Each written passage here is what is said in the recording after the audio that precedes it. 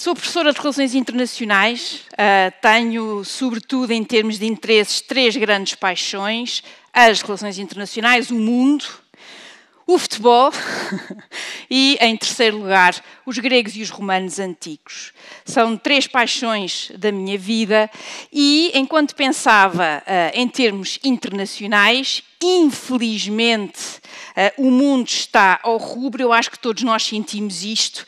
Sentimos que o mundo está numa mudança extraordinária. Sentimos que há problemas, como aliás o Vasco já destacou, com uma escala global, planetária, ao qual nós não conseguimos sequer começar a pensar como é que articulamos uma resposta.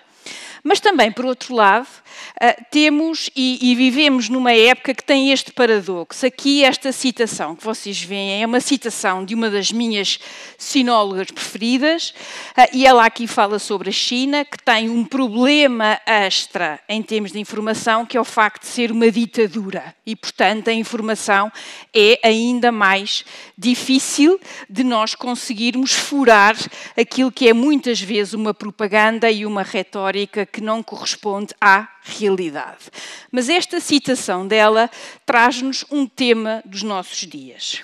Vivemos num tempo tecnologicamente muito avançado, em que essa tecnologia está disponibilizada, está divulgada, temos redes sociais, temos internet, temos todo um conjunto de recursos online e, ao mesmo tempo, muitas vezes perante uma espécie de uma avalanche de informação com que somos bombardeados todos os dias, temos esta sensação de a informação estar incompleta, a informação é complexa, eu não a consigo compreender e muitas vezes somos vítimas daquilo que hoje se chama, em inglês, porque em inglês tem sempre outro nível, fake news.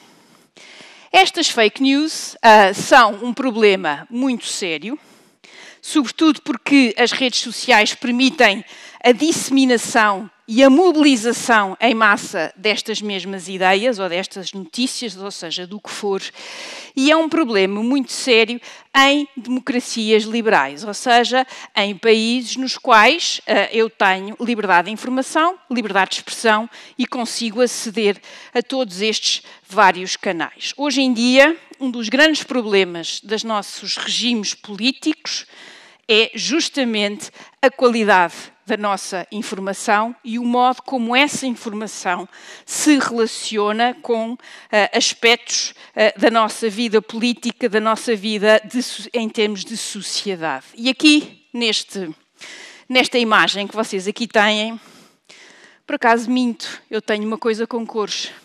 Eu comecei a dizer que não tinha cores, mas tenho.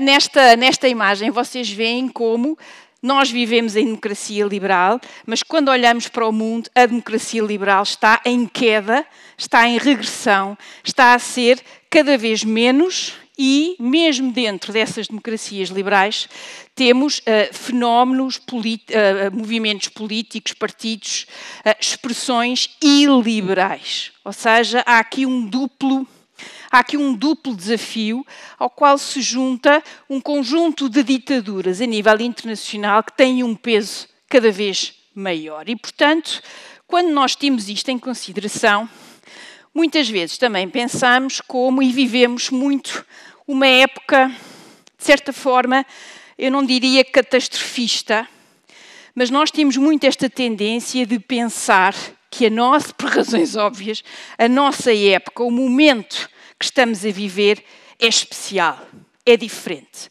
Nunca foi sentido anteriormente, a escala dos problemas hoje é de facto única e, portanto, nesse sentido, nós temos aqui um problema de olhar para o que está a acontecer e o que já aconteceu. O meu argumento hoje, em termos de valor, para responder ao repto, é um argumento de que, se calhar, ao longo de, vamos ser assim, curtinhos, 2500 anos, alguém já pensou sobre alguns destes temas. E tenho aqui esta citação, a tal citação que deixou a Tânia à beira de um ataque de nervos, porque ela era bem maior, e estas palavras, e eu vou ler convosco, e queria que vocês, à medida que eu vou lendo, se isto vos consegue dizer, se vocês se conseguem relacionar com aquilo que nós hoje estamos a viver. Mesmo as palavras tinham de mudar o seu sentido habitual e adaptarem-se ao que se pensava ser próximo das suas necessidades. A audácia, já irracional, passou a ser considerada como coragem, coragem fiel. Hesitação prudente, refinada cobardia. Ter visão global das coisas, incompetente em tudo. Avançar freneticamente e de cabeça, e sim, é considerado digno de um verdadeiro homem. Querer decidir com segurança não passava de um pretexto bem falante para se escusar. O que era comportamento civilizado, do qual fazia parte algum sentimento nobre, era objeto de troça e desapareceu, enquanto a sociedade ficava dividida entre si em toda e qualquer opinião, sem que se confiasse em ninguém.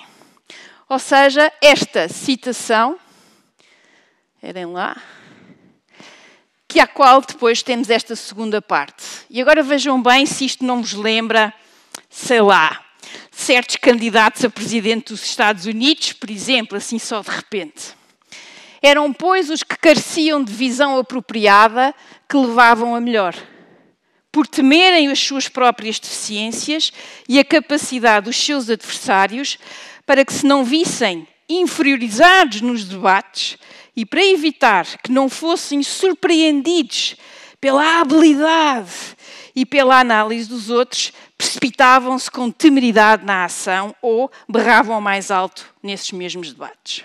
A parte contrária, ou seja, os moderados, pensavam com arrogância que conseguiriam saber tudo com antecedência e que de forma alguma era necessário recorrer à ação, mas sim ao que a análise dos factos providenciava. Factos, algo que nos últimos anos é cada vez mais discutido, a conversa dos factos ou das verdades alternativas, construção de narrativas e por aí fora, foi vítima frequentemente de não se ter prevenido.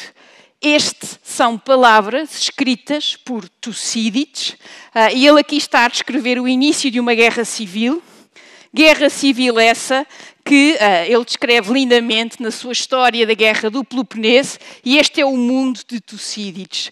Não tem, obviamente, nada a ver com o nosso mundo hoje em dia, mas este é, de facto, o mundo dele. E vejam como aquilo que ele está a descrever é absolutamente... Tiramos os nomes, ele fala sobre Córcira, hoje em dia Corfu, ele fala sobre aquilo e é como se nós estivéssemos a ver os debates ou os não debates de muitos movimentos iliberais na Europa ou nos Estados Unidos e outras democracias. Portanto, de facto, o meu argumento, e aqui Guerra do Peloponeso, 431 a 404 a.C., é de facto um momento muito especial e ao qual nós temos que olhar, talvez, com mais atenção. Eu aqui queria só, também porque já estou aqui a chegar à parte final desta minha mini apresentação, queria dizer-vos que muitas vezes nós pensamos como...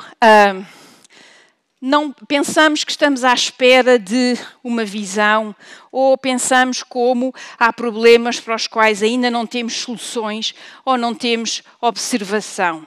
Na minha perspectiva, e aqui o valor que eu trago no sentido de ser um repto que eu deixo, é temos que ler mais. Temos que ler mais os clássicos. Temos que ler mais a caracterização da natureza humana, temos que ler mais sobre aquilo que são experiências, pensamentos, análises, observações que foram fundamentais ao longo de, aqui neste caso concreto, cerca de 2500 anos. E se, por um lado, nestes livros, que para mim são uma espécie de amigos que eu revisito quase todos os anos, é, ao mesmo tempo, a capacidade de nós encontrarmos, por vezes, definições que nos preenchem. Eu, quando penso naquilo que é o horror da guerra, quando penso naquilo e como a guerra vira completamente do avesso a vida das pessoas. Se pensarmos no mundo apenas numa, infelizmente há muito mais do que uma, se pensarmos apenas numa guerra, eu posso pensar aqui naquilo que a Ucrânia tem feito nos últimos 2 anos. É esta citação que eu me lembro sempre de outro grego, Heródoto, quando ele de forma muito simples nos diz o que é o curso natural da vida. Em paz, os filhos enterram os pais; em guerra, os pais enterram os filhos. E, de facto, é esta capacidade de descrever o que é, obviamente, uma verdade e, ao mesmo tempo, muito dolorosa. Portanto, para mim, se eu tivesse que pensar e escolher um ponto, para mim, valor é conhecimento. Para mim, valor é o contraditório, é conhecer os outros. E conhecer os outros é, muitas vezes, conhecer aqueles que não são, entre aspas, não gosto muito do conceito, que não são ocidentais, que não estão na nossa zona de conforto. É sair para fora, é olhar para outras fontes de conhecimento. Também é leitura. E leitura destes textos mais antigos, mas também de outros textos. Quem quiser perceber o que é a relação perversa de um totalitarismo ou de uma ditadura e a tecnologia, George Orwell, 1984. Ler é para mim o segundo ponto. Por último, a questão da curiosidade. Enquanto professora, não há nada que dê mais gozo a um professor do que ter aulas interativas com imensas perguntas, imensa curiosidade por parte dos nossos alunos, e essa curiosidade é, de facto, o ponto de partida para grandes aventuras, do ponto de vista daquilo que é o nosso mapa mental, e grandes aventuras também no que diz em relação àquilo que é o nosso cotidiano. Eu lembro-me sempre, quando preparava um ensaio que publiquei em 2014 sobre os portugueses e o mundo, os primeiros inquéritos feitos à população portuguesa no final dos anos 80 e início dos anos 90 tinham uma expressão que eu acho que era de facto extraordinária. O que é que pensa do mundo lá fora? Hoje em dia, 2024, esse mundo lá fora está completamente cá dentro, e nesse sentido, o que eu aqui vos deixo, enquanto repto, enquanto desafio em termos de valor, é justamente o valor do conhecimento, seja em 2024, seja de 2024, ou seja, neste caso concreto, de 404, o ano em que oficialmente terminou a Guerra do Peloponeso. Muito obrigada pelo vosso convite.